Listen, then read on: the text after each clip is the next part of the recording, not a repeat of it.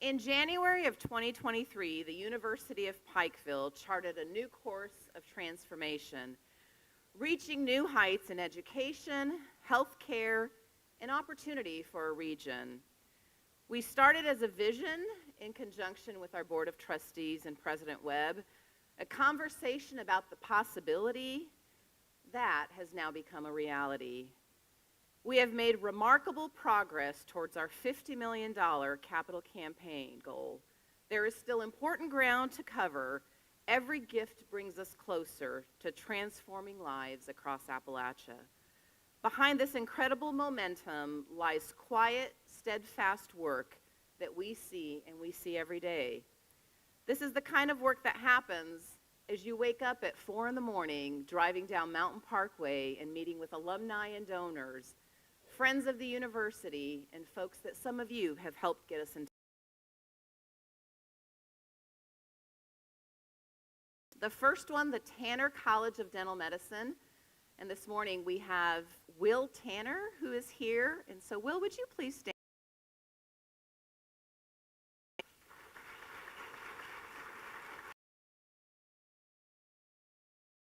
Second prong to our capital campaign is Bear Mountain, the 500-acre athletic complex that will not only benefit the University of Pikeville students, but our community.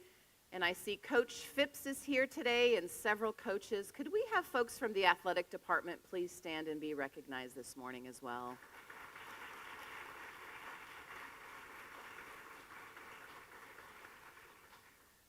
And then the last prong is scholarships. Our students are at the center and the core of what we do at the mission and the work here at the University of Pikeville. So as faculty and staff are here in this room and we have community guests and board members, we are here for students and student success, and that will remain the core of this campaign. The climb to reaching the top is not impossible. In fact, it is unstoppable. It is fueled by the spirit of this place, by the faculty and staff who believe in education, changing lives, by students who refuse to let geography define their destiny, alumni and friends who see UPike and it means so much to Eastern Kentucky. And every gift matters. New heights. I have our board chair, Chairman Dotson, is here. Would you please stand, Chairman Dotson?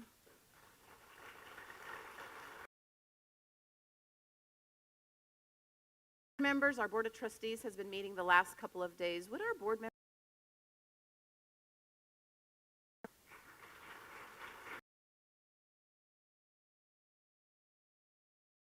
several of my partners in crime, our cabinet is here. Would you all?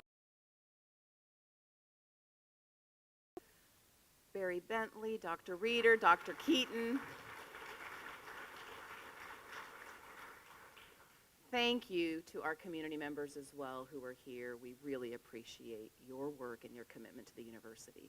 Mr. Dotson, you're up next, bringing us some words of welcome. Thank you.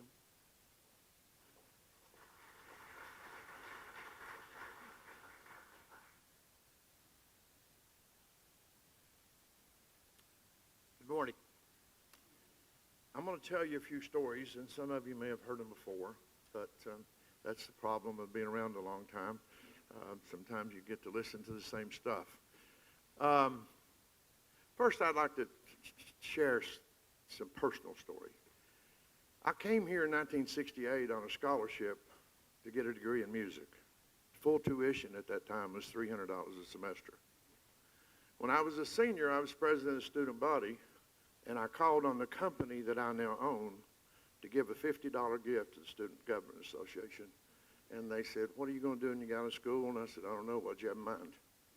And I went to work for a company selling trucks.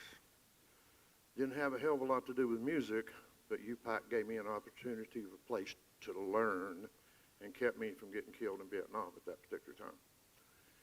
That was part of what changed my life. On May the 9th, 1972 was our graduation day, and I'm pretty sure his name was Trimble or Tackett. He was a coal operator, and he made a $25,000 gift that day to the University of Pikeville, at Pikeville College. And I thought, damn, that's a lot of money. That's a lot of money in 1972. Later on, I got more involved with the board, and there's things in your life that stick. And I was asked to be the chair of the first fundraiser, Lori, that we had several years ago. And we had a meeting downtown, and a gentleman named Walter P. Walters was there. And Walter made a statement. He said, what you give to your church are tithes, and what you give to your community are offerings. And to help your community is required if you're a part of that community. Another lesson in my life I never forgot. Later, to see God's work in this place, when we started the medical school and we talked about housing in some of the committee's meetings this morning, this dorm here had been closed since I was a student. Money was given by the Simpson family. And one of the funny things about it, somebody had a really good lawyer, because we had a hell of a time building this building, because in the deed for building that building, which I think cost about $10,000 at the time, the lawyer wrote that the view to downtown Pikeville could never be obstructed. We had to publish a few things in the newspaper. We couldn't find any heirs, so we went ahead and built this building. But when we built this building, I said, we're going to need some way to put some people for a place to sleep. And so we hired an architect with money that was in the fund to maintain the building. And the architect made a presentation this particular morning, and it was $1,463,000 at that time to remodel this building. And the executive committee of the board was kind of looking around, and Bill Baird was late. And Bill come in, and Bill's never late. He came into the meeting. He said, I'm really sorry. He said, but Grace Call's will was read this morning, and I had to be there. And she left 25% of her estate to the university, college at that time. I said, but Bill, how much is it? He said, I think it's about $1.5 million. I said, I think I know what we're supposed to do with that. A miracle that happened. Someone that was a huge part of my life was a gentleman by the name of Buck Harless. Mr. Harless was 93, October the 15th, when I went to see him for his last birthday on this earth. And I asked him, I said, Buck, why do you give so much away? And he told me this story. He said, you know, Terry, I was born an orphan. My aunt raised me. And he said, I've been blessed. I borrowed $500 and bought a sawmill on Coal Mountain. And every time I was in a helicopter with him, he flew over that sawmill and said, look, there's where I started. And I said, yeah, it's nice, Mr. Harris. I'm glad you brought me by. But he said, you know, I've been given the means. He died a billionaire. And he said, occasionally, God sends me an opportunity. God gave me the means, and God gave me the opportunity. If I find it's a good opportunity, then I've had the means. I need to take care of the opportunity. Giving back is important. I know I'm preaching to the choir here because most of you are board members and you're involved in things. But all of you know somebody that's been blessed by this institution. And if you don't want to ask them for something, I promise you, I'm really good at it. I've been asking people for money all my life. And Skipper said you called this the miracle of the mountains. It's the miracle of the mountains that the people have been in the right place at the right time. That medical school wouldn't have been here if Chad Perry hadn't made a crazy pledge for $1 million, and I thought he was insane when he did it. And a year later, I'm flying all over the country trying to raise the money for it.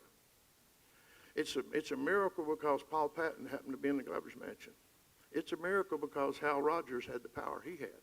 It's a miracle that Mitch McConnell was sitting where he was sitting. So all the cards lined up. A good friend of mine calls me occasionally, and he's a Catholic priest, and we were talking about some problems in our country the other day, and he said, you know, Terry, I pray for God's help every day. And I said, Jack, you got to look at that word help. God can't help you do nothing.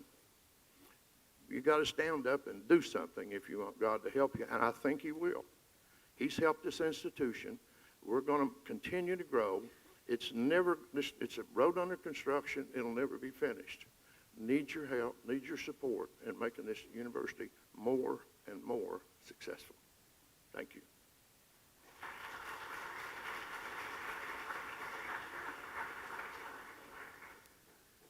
Thank you, Chairman Dotson.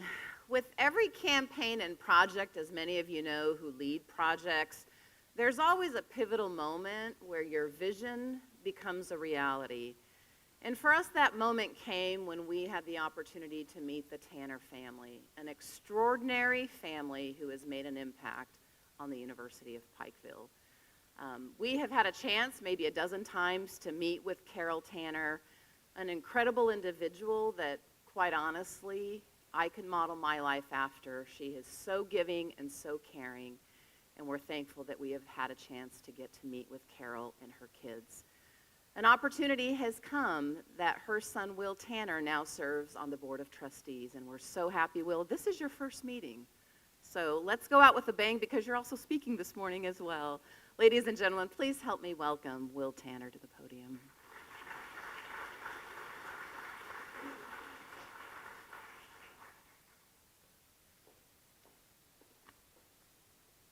When I found out on Monday that I was going to be giving this talk, I started to prepare some remarks.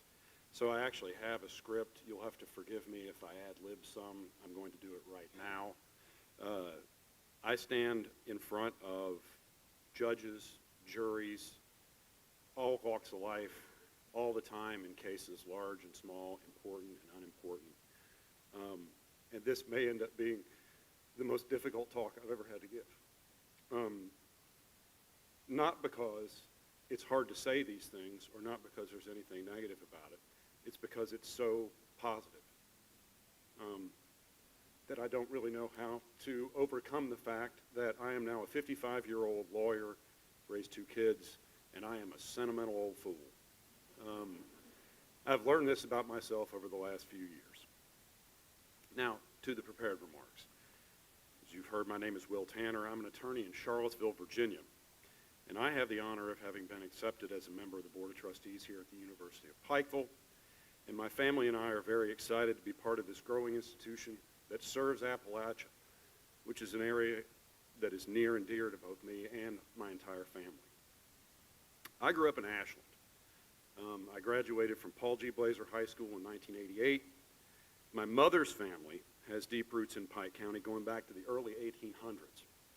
My great-great-grandfather, or my great-great-grandparents, James and Vicey Goff purchased 170 acres in Millard on the Russell Fork of the Big Sandy in the 1870s sometime. And it was there that my great-grandmother, America Ratliff Goff, who was from Maribone, and her husband, William,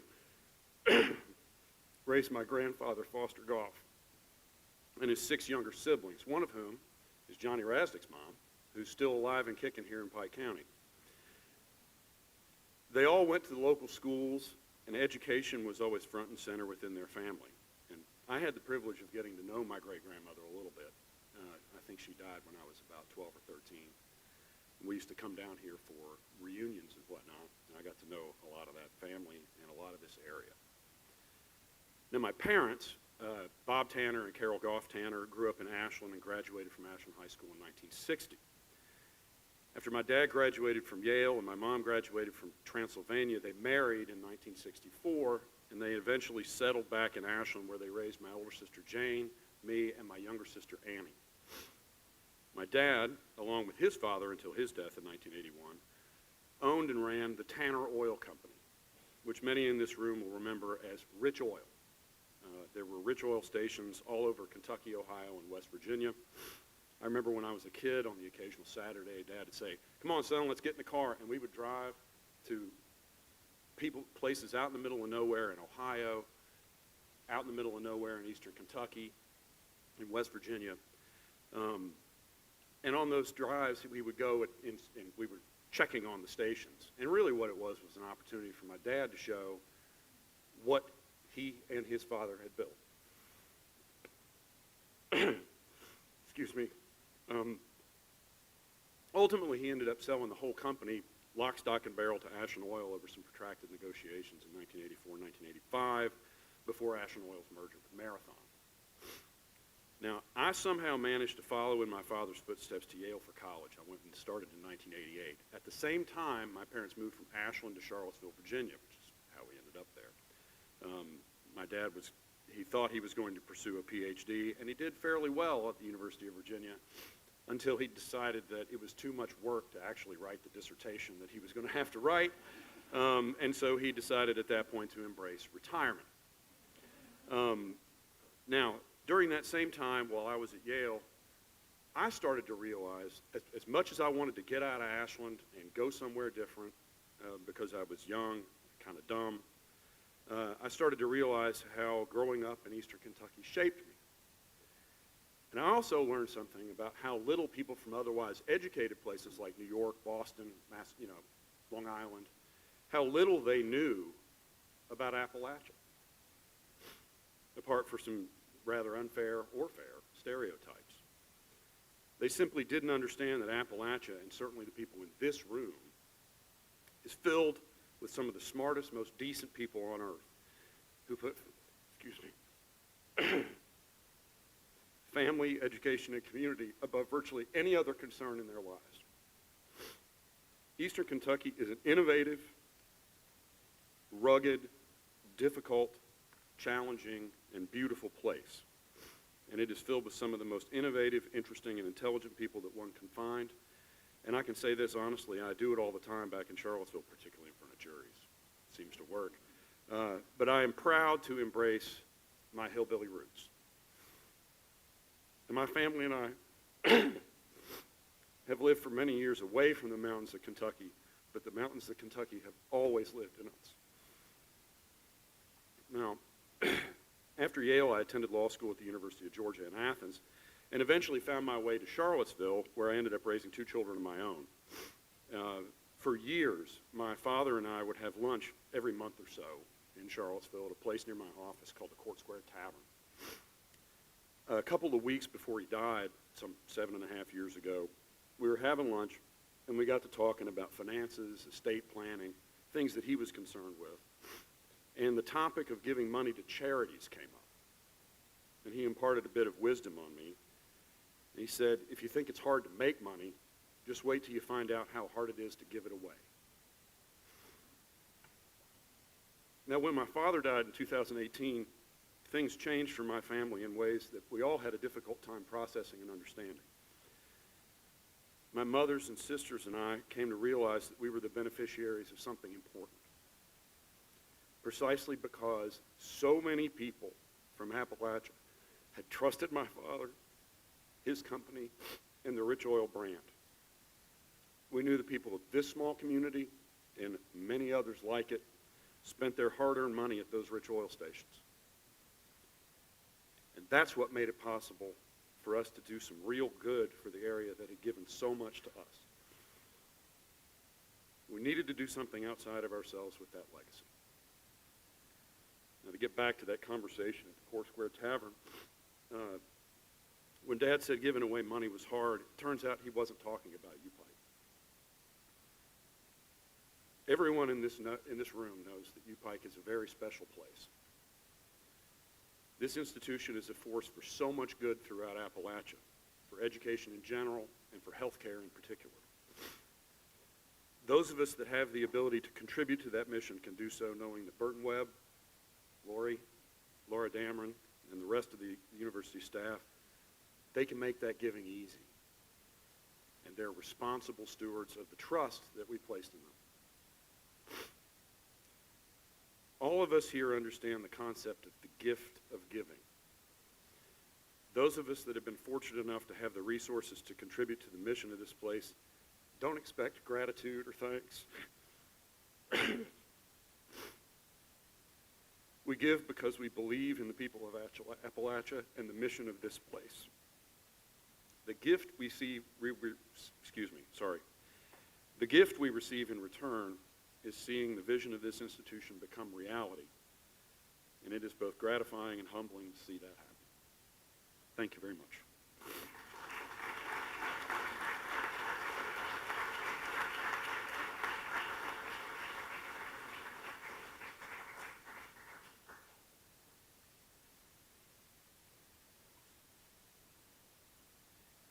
everyone. I'll never forget sitting across the dining room table from your mom, Will, and we were talking about a variety of things, and she's been generous in many, many ways. But we were sitting across her dining room table, and she said, "I just read a magazine article about your medical school." She said, "You're making a real impact in rural areas," and I think at the time we were ranked number 2 in the nation for rural medicine and primary care. And she leaned across the table and she said, "Have you ever thought about a dental school?" And the truth was we had. 10 years before, we had thought about that, but we decided at that time that it wasn't the direction to go, and we built this building, and we started the Kentucky College of Optometry. And there are a variety of reasons and circumstances that led to that, but that was the direction that we went, and the legacy that I picked up when I came to this institution and started moving that forward. But that conversation triggered in us a real drive to understand the needs for oral health care. And the needs here are great. They're not just great in eastern Kentucky, they're great across all of central Appalachia, and even in western Kentucky, there are still issues with oral health care. And so the commitment that we have from the Tanner family to be able to pull off what we think will be one of the most advanced schools of dental medicine, and one that changes the paradigm for medical education more broadly, because instead of taking 4 years to get through a program, we're going to do it in 3, and it will be of a better quality than 4. That changes things because it gets dentists into the community that much faster, an entire year. It's a little bit less debt, it's a lot more time to practice. And so we think that that's really profound.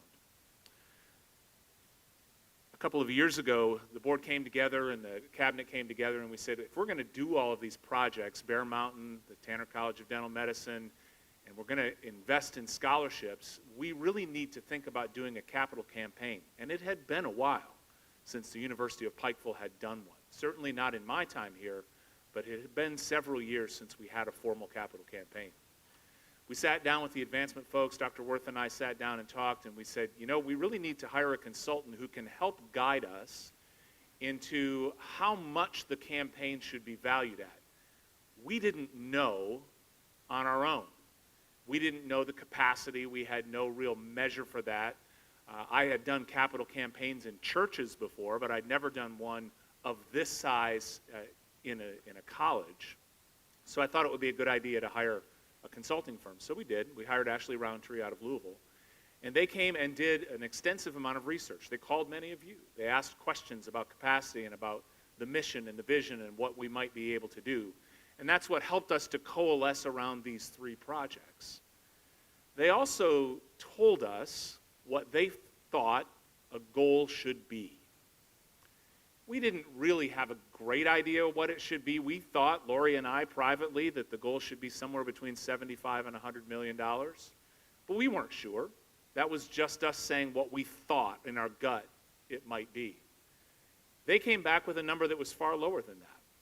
They came back with a number actually that was lower than $50 million. And we went to them and sat and negotiated for a while, and we said, we really think that $50 million should be the goal of this capital campaign.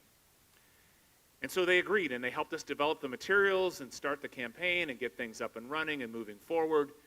And the campaign started to get its own legs.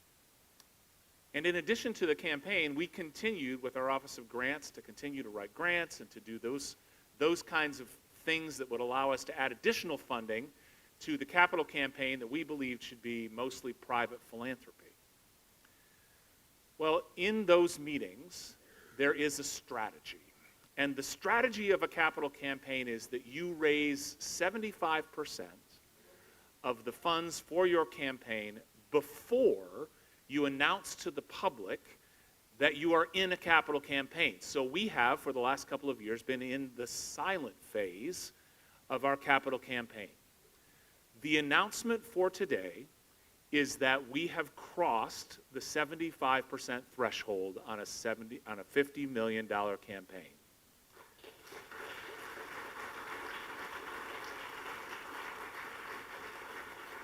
With the help of donors like the Tanner family and many of you who are seated in this room, with the help of our chairman, Chairman Dotson, Lori Worth, Laura Dameron, and their folks in advancement, As of this moment, we have raised $38,071,704 for this capital campaign.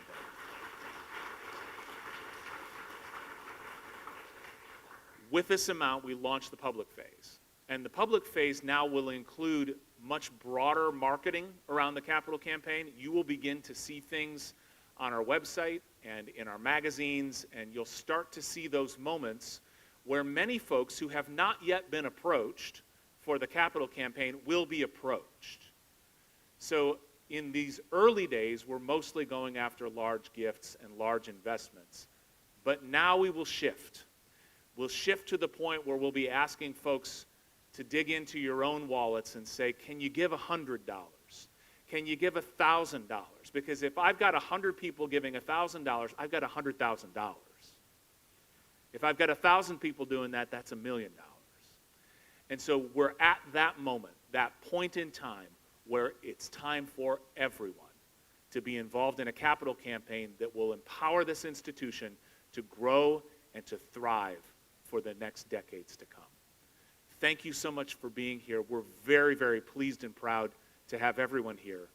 And I think Dr. Worth is going to come back and guide us through the next moments of this ceremony. Dr. Worth?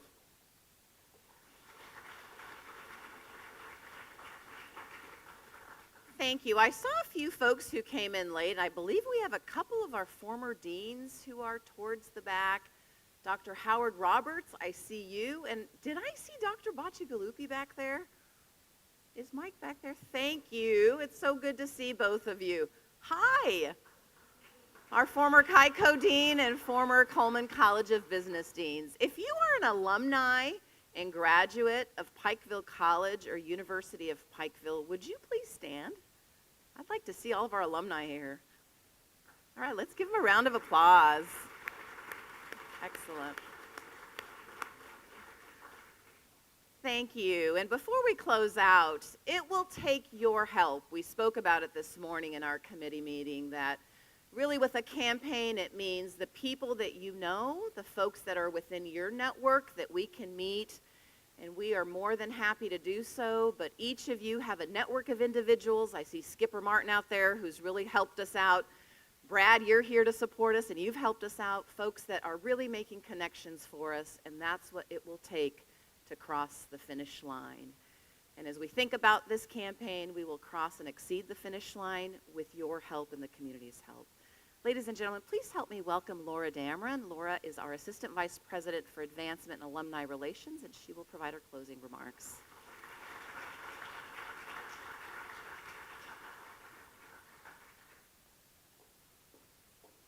Well, Dr. Webb set me up well. I will probably be one of the people who approach you in the coming weeks and months ahead, along with my advancement colleagues. Chairman Dotson used a word earlier that fuels our team every day, and that's opportunity. We get the opportunity to travel and be on the road and just work with our people on campus to share the UPike story. And it's truly a privilege, and it's something very special. But what we're all here today to do, and what brings us all together today, is to create opportunities for our students and for our region. And I see many donors, corporations, private individuals, trustees who have helped us get to this milestone, and thank you. There are too many of you to call out personally, but we know who you are, and we're so grateful. So thank you for joining us here today. There's lunch on the plaza. It's Founders Day picnic, so feel free to stick around and fellowship, and thank you for all that you've done and will continue to do for UPike. Good afternoon. Thank you.